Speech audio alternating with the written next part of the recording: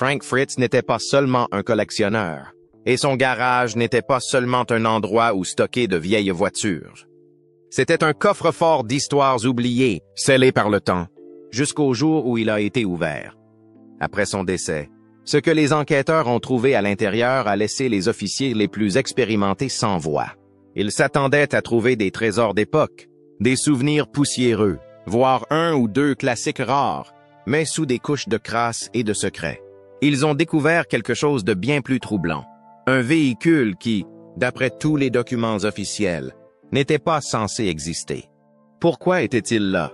Qui le connaissait? Et que voulait dire Frank dans la note manuscrite qu'il a laissée, cryptique, urgent, et faisant allusion à quelque chose de bien plus grand qu'une simple collection de voitures? Il ne s'agissait pas d'une simple découverte de grange. C'est à ce moment-là que l'histoire a changé. Car ce qui se cachait dans le garage de Frank Fritz n'a pas seulement remis en question la réalité, il l'a fait voler en éclats. Frank ne cherchait pas la célébrité. Dès le premier épisode d'American Pickers, une chose était claire, il était là pour la chasse. Pour Frank. Là où il racontait des histoires. Chaque boss avait un souvenir. Il ne se contentait pas de collectionner les voitures, il les poursuivait comme un homme chassant les fantômes, attiré par les pièces que le temps a oubliées. Mais aujourd'hui, après sa mort, nous avons plus de questions que de réponses. L'obsession qui l'animait a peut-être débouché sur quelque chose de plus grand que nous n'aurions jamais pu imaginer. Et pour lui, rien n'est plus éloquent qu'une voiture classique avec une histoire. Pour le téléspectateur moyen, Frank était le plus discret. Le type à l'esprit vif et à la connaissance encyclopédique des enseignes de stations-service et des bidons d'huile. Mais ceux qui regardaient attentivement voyaient la véritable obsession. Les moments où sa voix changeait lorsqu'il repérait une muscle car à moitié enterrée dans les mauvaises herbes ou la façon dont il s'attardait un peu plus longtemps dans le garage poussiéreux de quelqu'un si un modèle rare était garé à l'intérieur. Frank n'a pas seulement acheté ces véhicules. Il a vu en eux quelque chose qui valait la peine d'être sauvé. Au fil des ans, sa collection privée s'est agrandie lentement mais délibérément. Il n'essayait pas d'impressionner qui que ce soit. Il n'y avait pas de salle d'exposition, pas de cordes de velours, juste un garage niché dans l'Iowa, rempli de machines qui ressemblaient à des capsules temporelles. Une Chevrolet Bel Air de 1956 aux lignes épurées et aux ailerons arrière qu'il avait toujours admirés.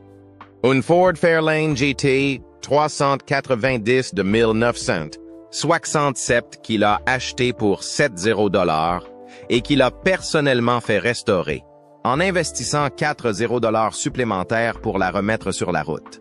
La Cadillac Fleetwood de 1960, achetée avec son ami de longue date, Mike Wolfe, était une voiture de luxe américaine entièrement équipée. Mais ce n'est pas tout. Frank n'avait pas peur d'investir des sommes importantes lorsqu'il s'agissait de quelque chose de spécial. C'est ainsi qu'il s'est retrouvé avec deux voitures de sport Nash Healey de 1954, acquises pour un montant total de 46$, suivi d'une voiture de cycle Mertz de 1914, un rare 3 roues d'un autre monde, d'une valeur d'environ 35 000$. Son bien le plus précieux, une Cessitalia Nuvolari Spider de 1947, un chef-d'œuvre italien d'après-guerre, Ledger, rapide et étonnamment rare, d'une valeur de plus d'un demi-million de dollars. C'était le joyau de son trésor caché. Chaque voiture avait une histoire, et Frank se souvenait de chacune d'entre elles. Qu'il s'agisse d'une trouvaille dans une grange, d'un remorquage sur une longue distance ou d'une vente aux enchères en ligne gagnée tard dans la nuit. Il pouvait vous raconter comment il l'avait obtenue, ce qu'elle représentait pour lui et pourquoi elle méritait une seconde vie. Pour lui, il ne s'agissait pas d'investissement, il s'agissait de missions de sauvetage. Elles étaient la preuve que le passé avait encore de l'importance. Ce qui rendait Frank unique, c'est qu'il n'a jamais laissé son succès changer la façon dont il voyait ses objets. Il n'a jamais construit un empire Instagram tape à l'œil, n'a jamais organisé de somptueuses journées portes ouvertes pour montrer sa collection. Son garage est resté fermé à la plupart des personnes extérieures. Un sanctuaire en quelque sorte, rempli de poussière, de graisse et de respect. Ses amis disaient qu'il y disparaissait parfois pendant des heures, bricolant de vieilles pièces. répertoriant ce qu'il avait, ou simplement assis tranquillement avec les voitures qui comptaient le plus pour lui. Il y a quelque chose d'intime là-dedans. Dans un monde où tout est partagé et monétisé, Frank gardait ses trouvailles les plus précieuses sous clé. Et c'est là que le mystère commence, car tout ce qu'il a trouvé n'a jamais été montré à la caméra. Toutes les affaires ne se font pas sous les feux de la rampe. Au fil du temps, Frank est devenu plus solitaire, plus privé. Et son garage, autrefois symbole de sa passion, est devenu tout autre chose. Personne ne savait ce qu'il contenait, pas même les personnes les plus proches de lui. Après sa mort, lorsque les serrures ont enfin été brisées et que les lourdes portes ont été poussées, ce qu'ils ont trouvé à l'intérieur a tout changé. Mais avant d'en arriver là, il est important de comprendre à quel point l'obsession de Frank était profonde. Et pourquoi certains disent qu'il n'a jamais été question d'argent ou de voiture. Il s'agissait de prouver que certaines choses valent la peine d'être conservées, même si beaucoup de gens oublient qu'elles ont existé. Les dernières années du collectionneur. Alors que la présence de Frank dans American Pickers commençait à s'estomper, le public découvrait lui aussi son univers. Ce qui avait commencé comme un lent retrait s'est transformé en quelque chose de plus permanent. En 2020, Frank a discrètement quitté l'émission, invoquant une opération du dos et des problèmes de santé personnelle. À l'époque, les fans pensaient qu'il allait rebondir. Mais la vérité, c'est que les choses s'effilochaient en coulisses. Son état de santé n'était pas un simple problème temporaire. Cette évolution s'inscrit dans le cadre d'un déclin plus large qui va marquer les dernières années de sa vie. Ses amis proches ont déclaré que Frank s'isolait de plus en plus. Il ne prenait plus beaucoup d'appels, limitait ses visites et passait le plus clair de son temps chez lui. Mais cette maison n'était pas ordinaire. C'était un morceau d'histoire vivante, son garage, qui avait toujours été un lieu de restauration et d'utilité, s'est transformé en quelque chose de plus silencieux, de plus énigmatique. Il ne parlait pas beaucoup de ce qu'il y avait à l'intérieur, et même ceux qui le connaissaient le mieux n'y étaient pas entrés depuis des années. In public, il y avait des aperçus. Un post Facebook montrant sa Plymouth Coupe de 1939, avec une légende qui laissait entendre à quel point il était fier de l'avoir. Un autre post où il parlait de la restauration de sa Ford Fairlane, de la façon dont elle grondait lorsqu'elle fonctionnait enfin à nouveau. Mais ces messages ont cessé d'arriver. Et bientôt, les mises à jour ont fait de même. Alors que son état de santé s'aggravait, les portes du garage sont restées fermées. La collection, elle, s'est agrandie. Bien qu'il ne soit plus sur la route pour l'émission, Frank continue d'acquérir des voitures. Parfois, il envoyait un intermédiaire vérifier un véhicule pour lui. D'autres fois, il achetait à vue. Ce n'était pas de l'inconscience, c'était de l'instinct. Il faisait cela depuis des décennies, et il savait exactement ce qu'il fallait chercher. Chaque achat est toujours accompagné d'une intention. L'un des derniers achats confirmés était un véhicule que la plupart des gens ne reconnaissaient même pas. Il n'était pas tape à l'œil. Pas de chrome, pas de muscle. Juste une forme étrange, une peinture délavée et aucun signe distinctif. Lorsqu'un voisin l'interrogeait, Frank se contentait de répondre qu'elle était plus vieille que vous ne le pensiez. Puis il la faisait entrer dans le garage et refermait la porte derrière lui. C'était plus d'1 an avant son décès. Ce qui distinguait Frank des autres collectionneurs, c'était sa philosophie. Il n'a pas couru après les tendances. Il n'accumulait pas pour le plaisir du volume. Il recherchait le sens. C'est ce qui a rendu ces dernières années si mystérieuses. S'il a continué à collectionner alors qu'il était malade, la plupart du temps seul, que cherchait-il? Il y a eu des rumeurs.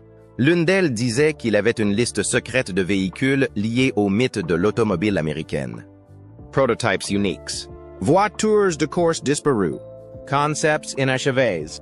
Un autre a dit qu'il avait négocié avec un employé retraité de GM qui prétendait avoir une voiture d'usine que personne n'avait vue depuis les années 60.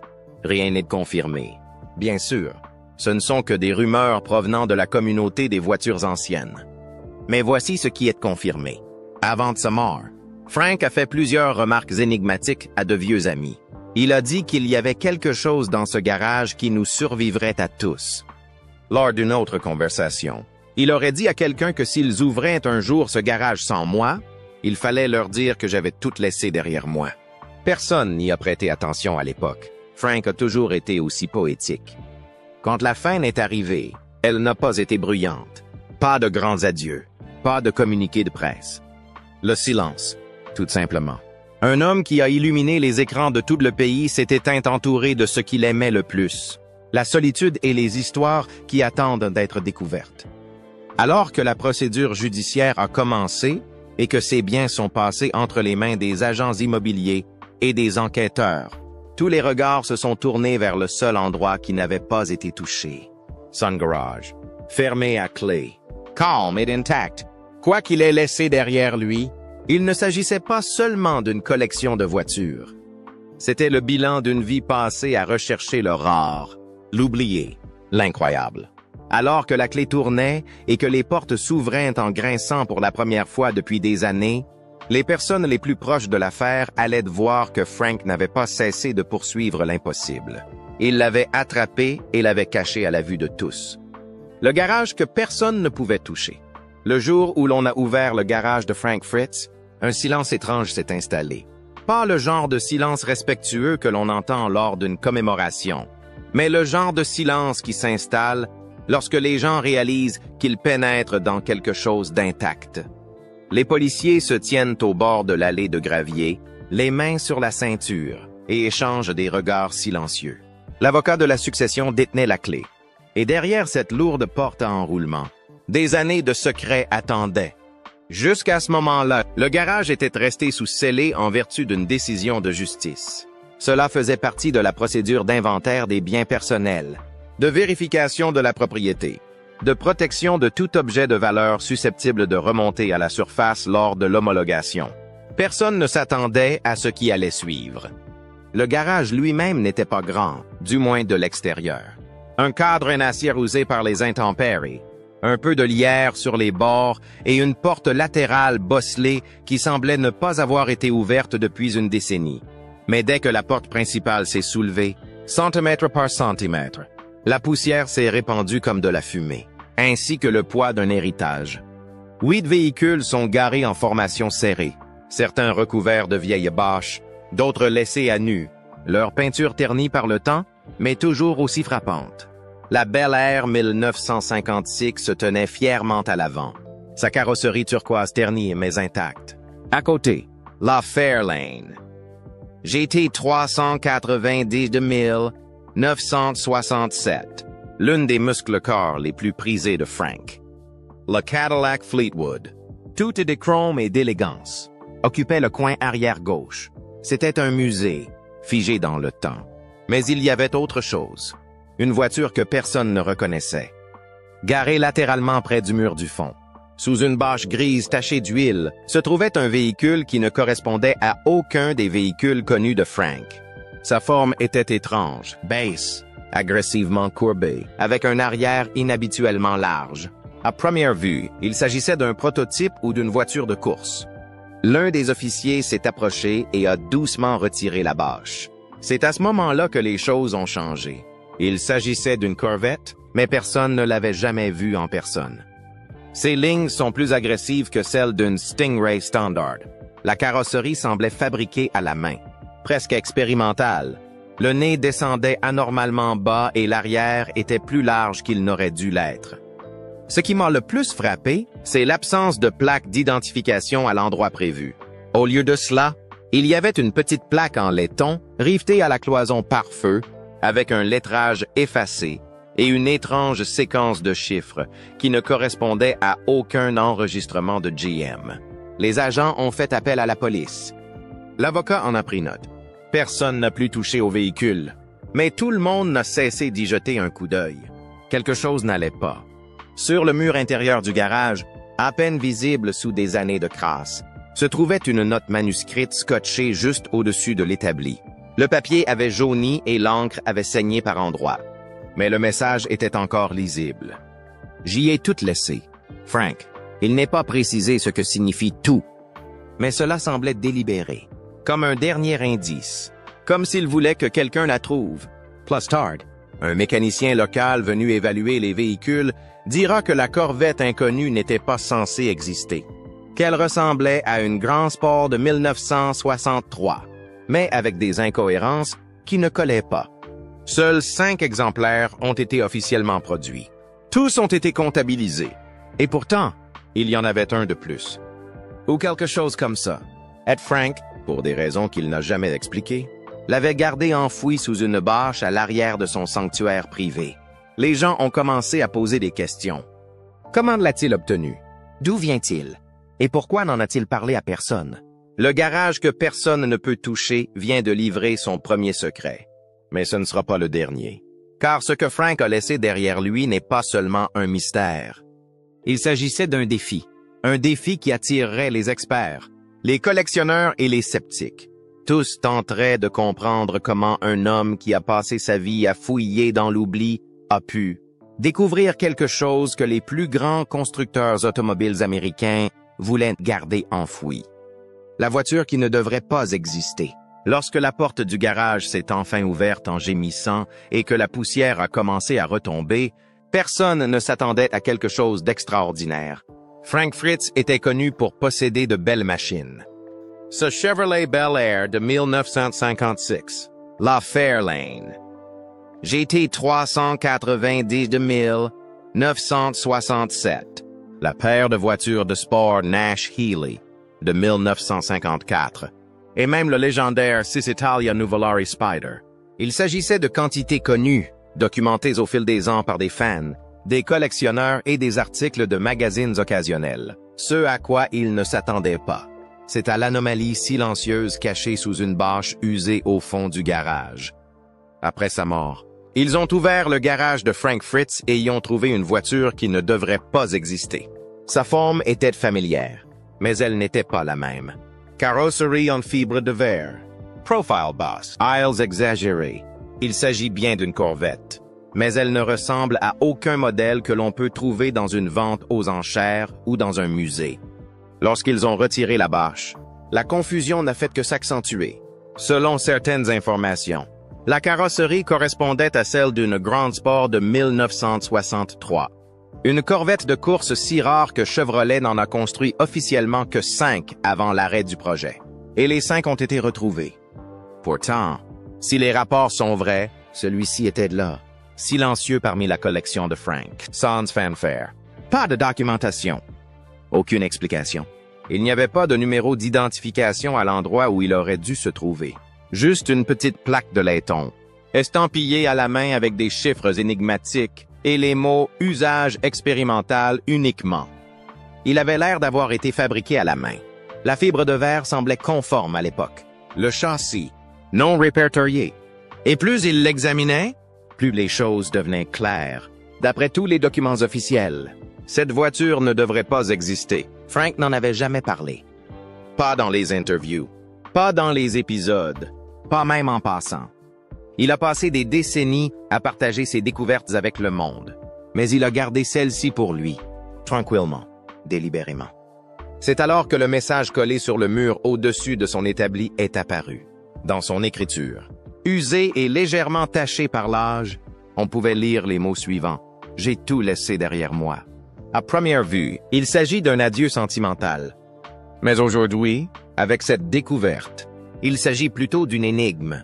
La voiture n'a pas seulement soulevé des questions, elle a déstabilisé la pièce. Une Corvette qui ne correspond à aucun historique de production. Une carrosserie prototype à laquelle il manquait une trace. Et un collectionneur connu pour son souci obsessionnel du détail. Les implications étaient lourdes. Certains ont commencé à penser qu'il pourrait s'agir de l'une des rumeurs sur les Lost Mules, des voitures d'essai construites en même temps que les Grand Sports, mais qui n'ont jamais été officiellement commercialisées. D'autres pensent qu'il s'agit d'une chose encore plus étrange, une pièce unique, construite en secret par des ingénieurs ayant accès aux moules originaux, cachée pendant des décennies avant d'atterrir dans les mains de Frank. Ce qui est clair, c'est que Frank savait ce qu'il avait. Il l'a protégé, ne l'a jamais enregistré, ne l'a jamais partagé, et l'a placé dans le coin le plus éloigné et le plus sombre de son garage privé. Pas comme une pièce d'exposition, plutôt comme un objet caché, in a tent. Et maintenant, après sa mort, il a enfin été découvert. Une voiture qui ne devrait pas exister. Elle émerge tranquillement de l'ombre d'une vie passée à chasser le rare et l'incroyable. La découverte a déclenché une réaction en chaîne. Les experts et les historiens de la Corvette ont inondé les forums. GM reste silencieux. Les théories s'affrontent. Certains ont affirmé qu'il s'agissait de la plus grande réplique jamais construite. D'autres pensent qu'elle pourrait réécrire une partie de l'histoire de la Corvette. Ils étaient tous d'accord sur un point. Quelle que soit cette voiture, Frank avait gardé son secret jusqu'à la tombe. En fin de compte, ce n'est pas la valeur monétaire ou la marque qui a rendu cette découverte extraordinaire. C'est l'impossibilité de la chose. Le fait qu'un homme connu pour avoir découvert des trésors perdus ait laissé derrière lui un dernier mystère. Pas d'équipe de tournage, pas de gros titres. 4 roues seulement, une étiquette en laiton et un garage fermé à clé gardant un secret qui n'aurait jamais dû arriver jusqu'ici. Des questions qui restent en suspens. La découverte de la voiture n'a pas seulement suscité la curiosité. Elle a ouvert un coffre-fort de questions sans réponse auxquelles personne, pas même les amis les plus proches de Frank Fritz, ne semble prêt à répondre. Il ne s'agissait pas seulement de savoir ce qu'était la voiture. Il s'agissait de savoir pourquoi elle était cachée, comment elle s'est retrouvée dans le garage de Frank. Et si elle était censée être trouvée un jour. Peu de temps après que la découverte a fait son chemin dans les forums automobiles de niche, l'intérêt s'est développé bien au-delà des cercles habituels de passionnés d'automobiles. Les amateurs de courses automobiles anciennes l'ont décortiqué, photo par photo. Les historiens de la Corvette ont essayé de la comparer à tous les prototypes, voitures mules et premières esquisses de développement connues du programme Grand Sport éphémère de Chevrolet. Mais chaque réponse n'a fait que soulever de nouvelles questions. S'il s'agissait d'un véritable prototype Grand Sport non documenté, Frank avait réussi à mettre la main sur un véhicule que General Motors lui-même ne reconnaissait pas. Et s'il n'était pas authentique, s'il s'agissait d'une réplique ou d'une construction de Frankenstein réalisée à partir de plans originaux ou de pièces d'usine volées, une autre question se posait, qui l'a construit? Le savoir-faire n'était pas celui d'un amateur. Chaque angle, chaque contour, chaque soudure raconte une histoire. Il portait les empreintes de quelqu'un qui savait exactement ce qu'il faisait. Puis vinrent les rumeurs. Selon une source, Frank aurait discrètement acheté la coque et les pièces détachées à un ingénieur GM à la retraite au début des années 2000. Des années avant que sa santé ne commence à décliner. Un autre a déclaré qu'il l'avait acquis par le biais d'une vente de succession à Flint, dans le Michigan, près des anciens terrains de GM. Ces histoires n'ont pas pu être confirmées, mais elles n'ont cessé de refaire surface. D'une certaine manière, cela correspondait au style de Frank.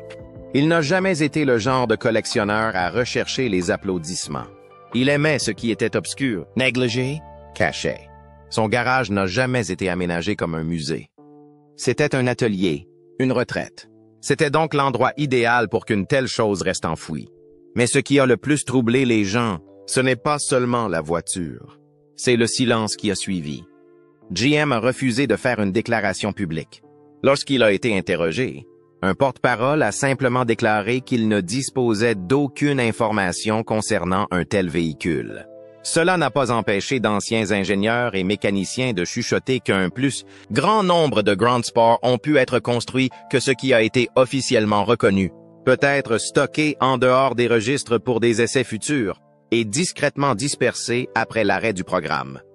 Si la voiture de Frank était l'une d'entre elles, alors son existence même était une fuite accidentelle dans une histoire qui n'était pas censée refaire surface. Et puis il y a eu cette note, encore une fois. J'ai tout laissé derrière moi. Plus les gens la fixaient, plus elle ressemblait à un fil d'Ariane délibéré. Peut-être que Frank savait quel genre de tempête de feu suivrait.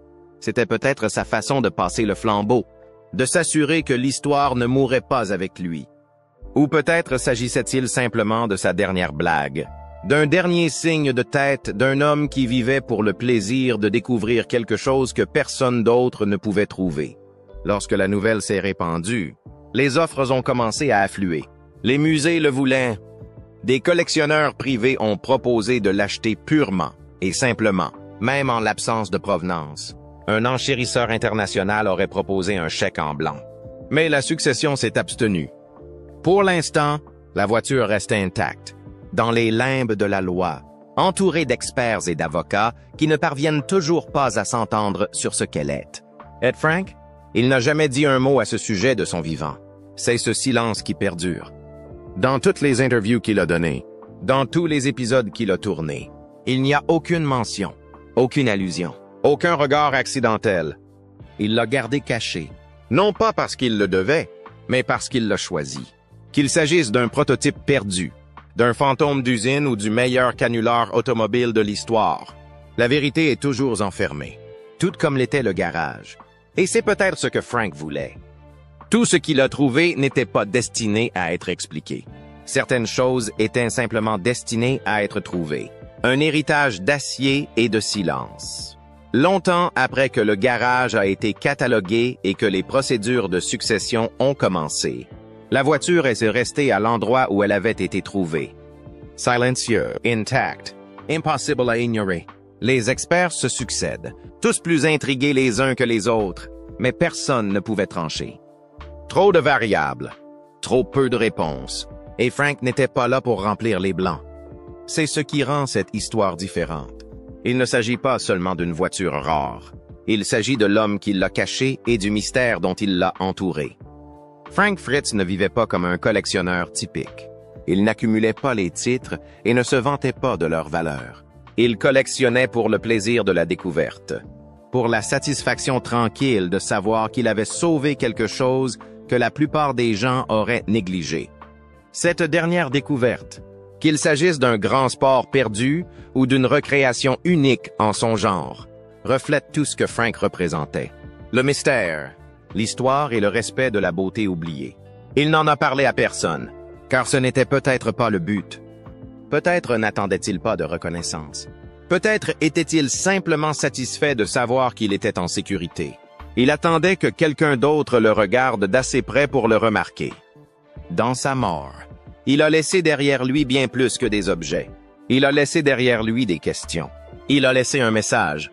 Collectionner ne signifie pas toujours montrer ce que l'on a trouvé. Parfois, il s'agit de savoir que quelque chose existe et de le garder exactement à sa place. Et cette voiture, celle qui ne devrait pas exister, fait désormais partie de cet héritage. Qu'elle soit un jour vérifiée ou qu'elle reste un beau mystère, elle porte l'esprit de Frank plus que n'importe quelle antiquité documentée ne pourra jamais le faire. Parce qu'en fin de compte, il ne s'agissait pas de prouver quoi que ce soit. Il s'agissait de préserver quelque chose qui n'avait pas besoin de public. Juste une porte verrouillée, un garage poussiéreux et un homme qui a compris le pouvoir de ce qui n'est pas dit. Qu'est-ce qui vous a le plus plu chez Frank Fritz? Dites-le nous dans les commentaires.